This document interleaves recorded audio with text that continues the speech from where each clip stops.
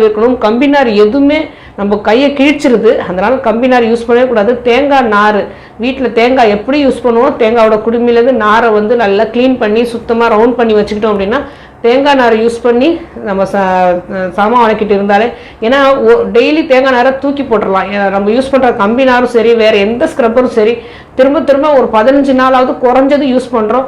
திரும்ப திரும்ப யூஸ் பண்ணும்போது நம்ம எது அழுக்கு போகணும், டிஸ்இன்ஃபெக்ட் பண்ணுறது அப்படின்னு சொல்கிறது, எவ்வளோ அழுக்கோடு சேர்ந்து இன்ஃபெக்ஷனெல்லாம் குறைக்கணும் அப்படின்னு நம்ம நினைக்கிறோமோ அந்த பாத்திரத்தெல்லாம் கழுவிடுறோம். ஆனால் அந்த கம்பி நார்லேயும் ஸ்க்ரப்பர்லேயும் அவ்வளோ கிருமிகள் இருக்குது. திரும்ப திரும்ப அது ஈரமாகவே இருக்குது. என்ன காய வச்சாலும் அதில் உள்ள கிருமிகள் திரும்ப திரும்ப இருந்துட்டு தான் இருக்குது. பழைய பத்து வந்து அந்த ஸ்க்ரப்பரில் இருந்துட்டு தான் இருக்குது. ஸோ திரும்ப திரும்ப அதையே சோப் போட்டு திரும்ப நம்ம வாஷ் பண்ணுறதால நமக்கு சுத்தம் கிடைக்கவே கிடைக்காது. ஸோ தேங்காய் நார் யூஸ் பண்ணும்போது டெய்லி அன்னன்னைக்கு யூஸ் பண்ணிவிட்டு தூக்கி போட்டுருவோம். கை